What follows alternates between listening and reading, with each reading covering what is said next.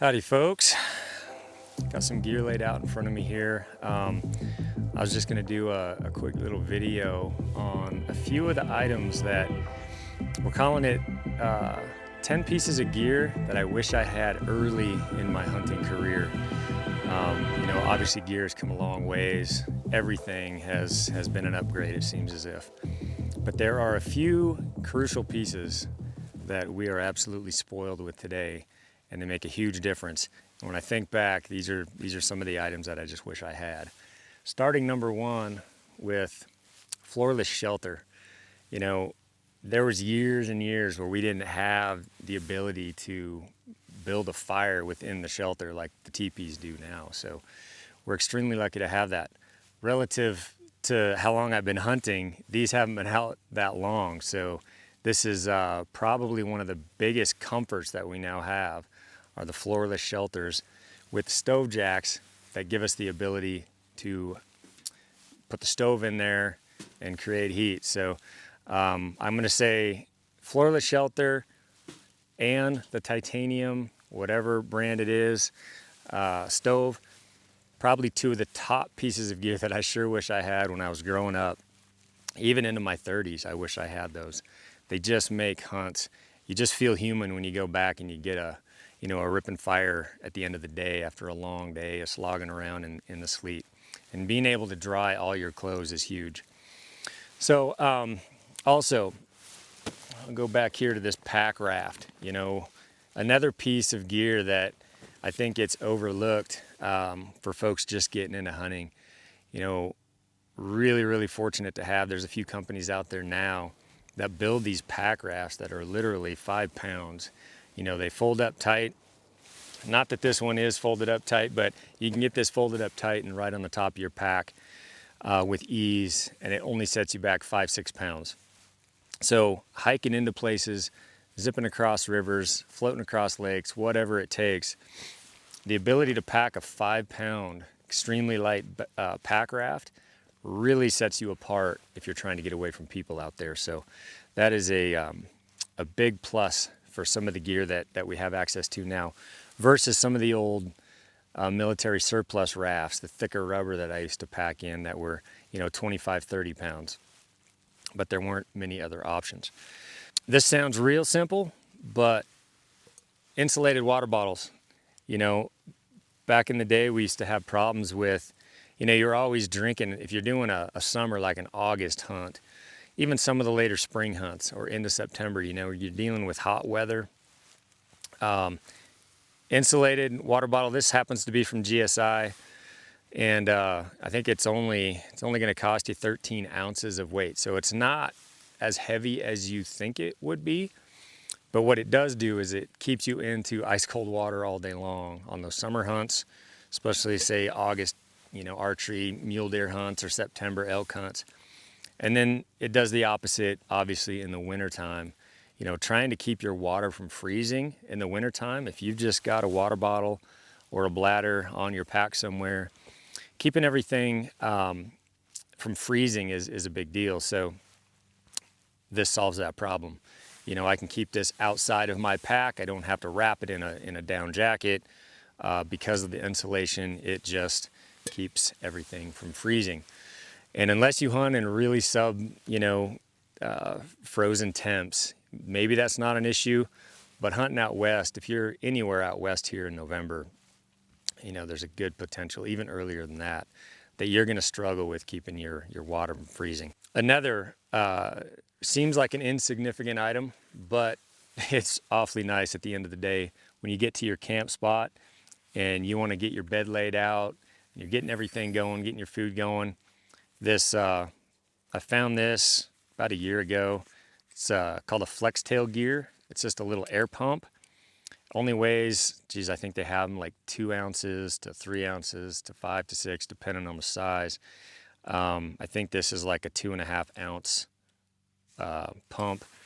So getting there, putting your pad out, your bedroll out, 2 clicks, and basically, if you do it right, you set up your pad, attach it, 2 clicks, you just walk away and start getting all the other stuff ready. So eventually when that pad blows up, this thing actually just pops off itself, gets to a point where it can't put any more pressure in, pops off. You don't have to think about it. Mattress is full of air. Also, this doubles as a light. So it's got a really bright LED that toggles to extremely bright. Again, it's not necessary, but it sure is nice to have, especially if you're running a TP. You can kind of set it up above everything and you don't have to run your headlight all night. So a good backup light right here. Steri pin, obvious, but relative to how long I've been hunting, this hasn't been out all that long. You know, I used to run pumps quite often. I've tried to not do that anymore. I feel like I get everything I need. I am 100%, you know, behind the Steri pin as far as how it works. I was a skeptic in the beginning, but this thing just keeps you from getting Giardia. We're not filtering out of scuzzy, you know, wallow water all the time. Those type scenarios and that type of environment, yeah, you might do better with a pump. But these Steri pins, for a few ounces, and for what it does and how much water it does on well, this one is a rechargeable. You'll get a whole trip out of this without having to charge it quite often. So that's huge. It really cuts down on the weight from the old pumps that we had to use.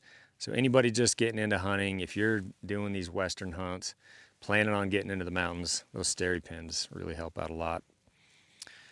Another kind of new one to the backpack, I bring it sometimes, I don't on all of them, but is boot dryers. Graxaw came out with this one. Nice lightweight design, very tough. It's just made to have if you're a guy getting into the backcountry with a teepee and a stove. You know, it's just blowing air. You basically attach this to any solar or power bank that you have. It's just USB. Hang it up, get some of that hot air from the stove, and you set this right in the top of your boot. In a few hours, depending on how wet, you're gonna have a dry boot.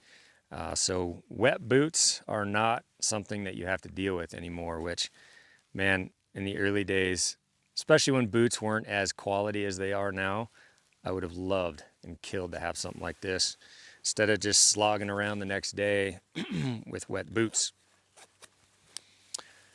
Glassing pad, something I never used to run, but this thing, shameless plug here because this is from my company, Stealthy Hunter, but a glassing pad, a good one, is pretty hard to, there's no trips that I go on where I don't have this with me. You know, you're talking about 6 ounces or so, 1-inch foam. It's great for keeping your butt warm, dry when you're out glassing all day. I use this thing as a backrest for my rifle. You know, when I'm shooting prone, this thing is real tight. It works really well. Taking a lot of animals with it like that. Just a million uses. Fan and flames on an outdoor fire or whatever. You know, we use this as a table, a cutting board, you name it.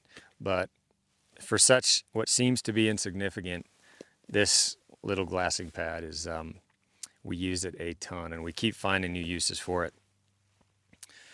Last thing is, well, no, I got 2 things. Solar charger. So the solar thing has come a long way in the last few years. You know, 3-4 years ago, I was trying solar chargers that, man, they weren't worth packing. I just packed extra power banks. Nowadays, it seems like everything you charge, from your headlights, your Steri pin, pretty near everything is rechargeable. Boot dryers run off of it. So we end up using a lot of juice on the mountain. Obviously, a lot of that goes into, you know, your phone, keeping that charged, your inReach. You run maps all day, you burn up some juice. So the problem with carrying just an extra power bank is if you run out and you need it, you can't get it. You don't have any more power. So these power or solar chargers that they've come out with in the last couple of years, this one happens to be a Rhino Tough. I know Anchor builds one. Dark Energy has one now that's kind of rolls up. These things really, really, really help. And as far as safety goes, if you need power, you can grab power. Oftentimes, I'll walk away from the TP, just toss this out, let it charge while I'm gone. Whatever power bank I used the prior night, they're all waterproof. Just set it out, grab sun, keep your power bank under the TP, and it works great. And you're never out of power. And where you really burn through power is usually on your phone. If you're watching movies on it or anything like that on a slow hunting day, if you're socked in. As far as safety goes, I highly recommend guys getting some type of a solar charger. This Rhino Tough is a really good one that allows you to always grab power if you need it. There's nothing worse than running down to like just a couple percent on your inReach and, having potential for some type of a situation where you need to get a hold of somebody out there and you can't. Last but not least, we've got down pants. I was kind of late to the party on these. I think not that many years ago, before this was really a thing, just sitting on those glassing knobs and glassing all day long, shivering because it was so cold. These down pants just keep you behind the glass all the longer. So they're really effective at basically forcing you to stay in the glass, allowing you to stay in the glass, and glassing up more animals. Without these, you tend to get up, move around, try to get warmed up. With them, man, I can park it on a cold ridge and glass forever if my legs are warm. So I would say those are the 10 things. Obviously, some seem insignificant, but every one of these things today is a huge help at allowing me to stay out there, be more comfortable, and find more success in the mountains.